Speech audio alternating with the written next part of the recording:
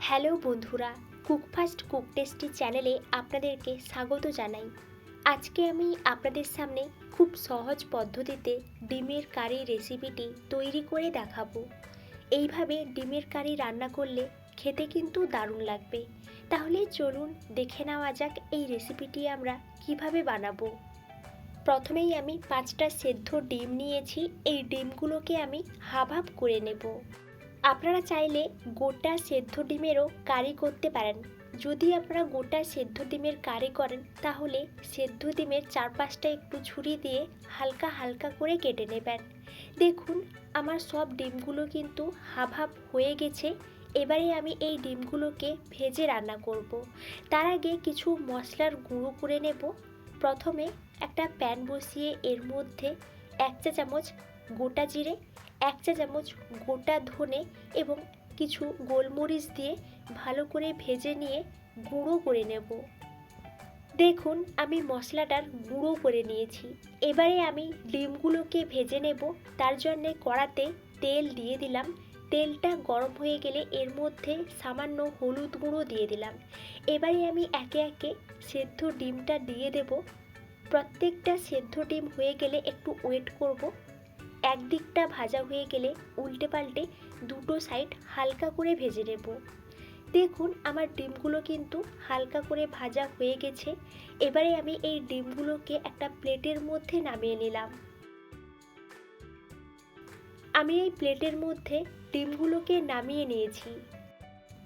এবারে আমি প্যানের মধ্যে তেল দিয়ে 1 চা চামচ কালো জিরে এবং একটা তেজপাতা দিয়ে দিলাম। গোটা মশলাকে কয়েক সেকেন্ড ভেজে নিয়ে এর মধ্যে আমি পেঁয়াজ কুচি দিয়ে দিলাম। আমি এখানে একটা পেঁয়াজ কুচিয়ে নিয়েছিলাম। পেঁয়াজটা ভাজা ভাজা করে নেব। পেঁয়াজটা একটু ভাজা ভাজা হয়ে গেলে এর মধ্যে আমি 1 চামচ আদা ও রসুন বাটা এবং টমেটো পেস্ট দিয়ে দিলাম। সবগুলোকে ভালো করে মাখিয়ে নিয়ে এর মধ্যে আমি 1 চা চামচ হলুদ গুঁড়ো, 1 চা চামচ লঙ্কা গুঁড়ো, 1 চা চামচ জিরে গুঁড়ো দিয়ে দিলাম।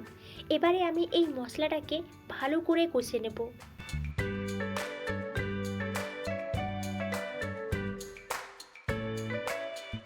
প্রায় 10 মিনিট ধরে মশলাটাকে আমি ভালো করে কষে নিয়েছি।